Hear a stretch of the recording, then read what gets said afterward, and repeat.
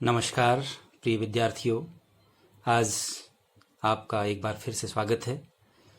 आइए आज कक्षा 10वीं के आप सभी विद्यार्थियों के लिए महाकवि जयशंकर प्रसाद, जो कि छायावाद के एक प्रमुख स्तंभ रहे हैं, उनकी जो प्रमुख कविता हमारे पाठ्यक्रम में है आत्मकथ्य, आज हम उसकी चर्चा करेंगे और इस कविता के भाव को, इसके तात्पर्यार्थ को समझने का प्रयास, आपको समझाने का प्रयास मेरा रहेगा। जरूर आप इससे लाभान्वित होंगे, ऐसी मुझे आशा है। प्यारे बच्चों, जयशंकर प्रसाद आधुनिक हिंदी काव्य धारा के कवि हैं और आधुनिक काल की जो एक धारा रही है, एक विशिष्ट छायावादी धारा, उस छायावादी धारा के प्रमुख कवियों के रूप में शुमार हैं आचार्य जयशंकर प्रसाद। आप सर्व विद्या की राजधानी जो काशी कही जाती है, जिसको वर्तमान में बनारस या वाराणसी के नाम से भी जाना जाता है, यहीं पर आपका जन्म हुआ था। लेकिन जन्म के बाद ही आपको काफ़ी अभावों और काफ़ी संघर्षों का सामना करना पड़ा। काफ़ी वेदनामय आपका जीवन बीता, काफ़ी कष्टों से, संकटों से भरा हुआ आपका जीवन रहा। इसलिए आपकी कविताओं में वो वेदना का भाव और छायावादी कविताओं की जो एक यह विशिष्ट अभिव्यक्ति रही है, वेदना की अभिव्यक्ति, पीड़ा की अभिव्यक्ति, वह शब्द, वह सुर आपकी कविताओं में स्पष्ट द्योतित होता है। आज की जो कविता है वह है आत्मकथ्य। और आप जानते हैं प्यारे बच्चों,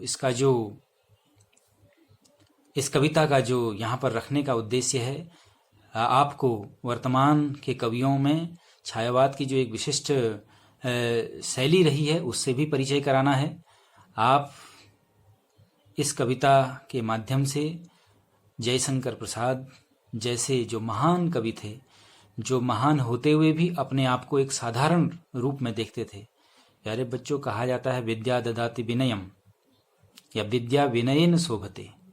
ये जो सूक्तियां हैं, ये वास्तव में चरितार्थ होती हैं जयशंकर प्रसाद के ऊपर, क्योंकि इतना कुछ विशिष्टता हासिल करने के बाद, इतनी प्रख्यात, इतना विशिष्टता, इतनी विद्वत्ता हासिल करने के बाद भी एक कवि कहता है कि मेरे जीवन में उपलब्धियां नहीं हैं, मेरे जीवन में कुछ भी ऐसा नहीं है जिसे मैं आत्मकथ्य या आत्मकथात्मक तरीके से प्रस्तुत करने के लिए आगे आऊं। ऐसा कुछ भी तो नहीं है, कुछ भी सफलताएं, कुछ भी उपलब्धियां मैंने हासिल नहीं की हैं। यह एक महान कवि की, एक विराट कवि की सरलता कहिए या उनकी सादगी कहिए या उनकी निरभिमानिता कहिए, यह निश्चित रूप से हम सबको समझना चाहिए और इससे सीख भी लेनी चाहिए कि वास्तव में कवि कितनी ही पद प्रतिष्ठा को प्राप्त क्यों न हो जाए, लेकिन उसे जमीन से जुड़ा रहना चाहिए और उसमें सादगी का, सरलता का और निरभिमानिता का, अहंकार शून्यता का निश्चित रूप से स्थिति बनी रहनी चाहिए। ये भी हमको इस कविता और इस कवि के माध्यम से सीख मिलती है। प्यारे बच्चों, आत्मकथ्य जो ये कविता है, इसका प्रादुर्भाव, इसकी उत्पत्ति ही कुछ इस तरह से हुई कि सन 1918 के आसपास, सन 1921 के आसपास, जब प्रेमचंद्र के द्वारा, उस समय मुंशी प्रेमचंद्र जो एक महान विराट कथाकार, कहानीकार के रूप में थे, उनके द्वारा एक पत्रिका निकलती थी जिसको आज भी वह वर्तमान में निकल रही है। राजेंद्र यादव अभी हाल में उनके संपादक रहे हैं और आगे भी उस में बहुत साहित्यिक श्रेष्ठ लेख आज भी बाजार में उपलब्ध हैं। तो हंस पत्रिका का जो एक श्रेष्ठ विशेषांक उस समय निकल रहा था, वह था आत्मकथ्य विशेषांक। उस विशेषांक में महाकवि जयशंकर प्रसाद से भी प्रेमचंद्र ने, उनके अनुयायियों ने, उनके समर्थकों ने एक अनुरोध किया, एक आग्रह किया कि आप भी अपनी कुछ विशिष्ट बातें, अपने जीवन से जुड़ी हुई बातों को आत्मकथा के माध्यम से प्रस्तुत करने का एक आग्रह उनसे किया गया। लेकिन महाकवि ने यह कहते हुए अपनी असहमति व्यक्त करी कि मेरे जीवन में कुछ भी तो ऐसी विशिष्ट उपलब्धियां नहीं है, कुछ भी तो मैंने विशेष सफलताएं अर्जित नहीं की हैं, कुछ भी तो ऐसा कुछ जीवन में मेरा ऐसा योगदान नहीं रहा है जिससे कि भावी पीढ़ी कुछ सीख ले सके।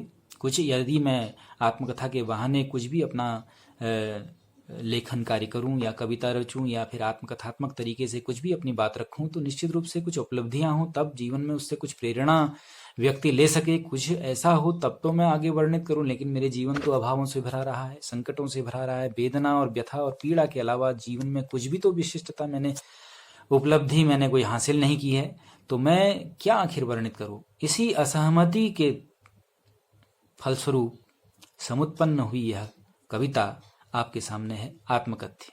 तो इसको आपके सामने प्रस्तुत करने का प्रयास है। प्यारे बच्चों, समझिएगा। कविता के बोल कुछ इस तरह से हैं कि मधुप गुनगुना कर कह जाता कौन कहानी यह अपनी, मुरझा कर गिर रही पत्तियां देखो कितनी आज घनी। इस गंभीर अनंत नीलिमा, इस गंभीर अनंत नीलिमा में असंख्य जीवन इतिहास, यह लो करते ही रहते हैं अपना व्यंग्य मलिन उपहास। तब भी कहते हो कह डालूं दुर्बलता अपनी बीती, तुम सुनकर सुख पाओगे देखोगे यह गागर रीति। किंतु कहीं ऐसा ना हो कि, किंतु कहीं ऐसा ना हो कि तुम ही खाली करने वाले, अपने को समझो मेरा, अपने को समझो मेरा, रस ले अपनी भरने वाले। प्यारे बच्चों, इसके भाव को समझिएगा कि मधुप गुनगुना कर कह जाता कौन कहानी यह अपनी। देखिए, इस मन को, इन मस्तिष्क को, इस मन को ही कवि के माध्यम से उस पर आरोपित करते हुए मधुप कहते हैं भ्रमर को। और भ्रमर की और मन की स्थितियां बिल्कुल समान हैं। जिस तरह से भंवरा यत्र तत्र सर्वत्र घूमता फिरता रहता है, वैसे ही हमारा मन भी तत्त विषयों की ओर उन्मुख होता रहता है। तो दोनों की गति एक ही जैसी है। इसलिए कवि ने कहा कि ये मन रूपी भ्रमर, जब भी आप मुझे आत्मकथ्य लिखने के लिए प्रेरित कहते हो, अपने अनुयायियों से, अपने समर्थकों से कहा कि आप मुझसे, जब भी मेरे जीवन में कुछ भी उपलब्धियां नहीं है, तब भी मुझसे आप आत्मकथा लिखने के लिए यदि कहते हो, तो मधुप, तो मेरा मन रूपी भंवर गुनगुन करता हुआ बहुत सारी ऐसी मेरे अतीत से, मेरे बीते हुए जीवन से बहुत सारी ऐसी घटनाओं को, उनके चलचित्र को मेरे सामने उपस्थित कर देता है। मन रूपी भ्रमर गुनगुन करते बहुत सारी बातें मुझसे कहा जाता है। और यह कहता क्या है कि मुरझा कर गिर रही पत्तियां देखो कितनी आज घनी। जीवन में कुछ भी तो ऐसा विशिष्ट उपलब्धि या कुछ भी ऐसी सफलता नहीं है। मेरा जीवन तो मुरझा कर गिर रही पत्तियां देखो कितनी आज घनी।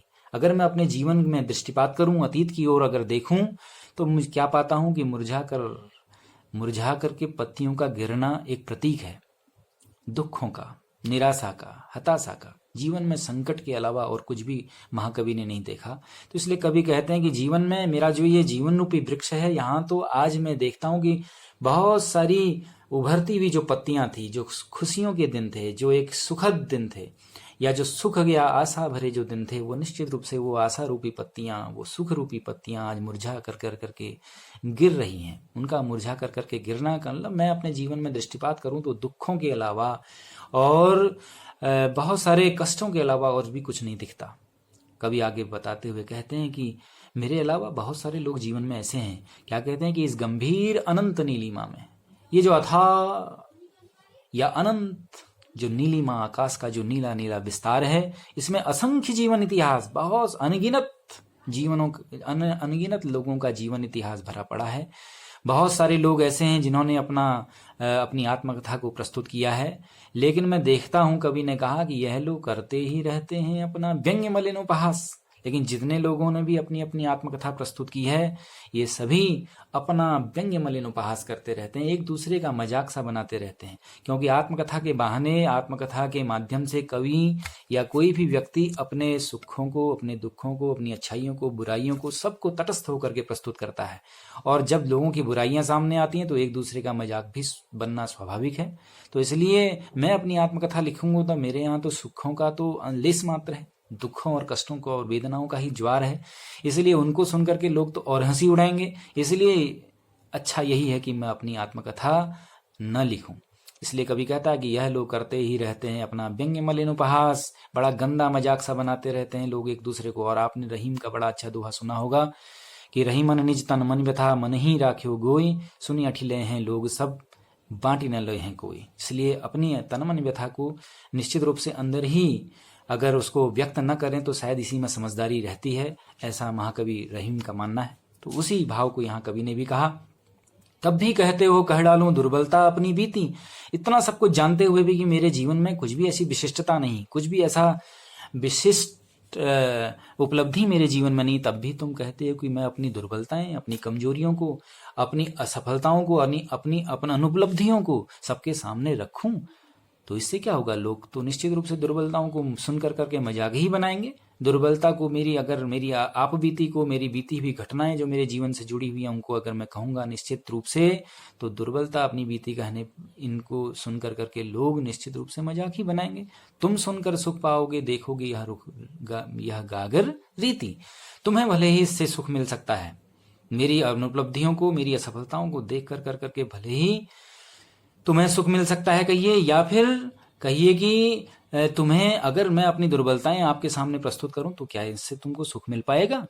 अगर तुम गंभीरता के साथ मेरे जीवन रूपी इस गगरी में निहारने की कोशिश करोगे तो देखोगे यह गागर रीति।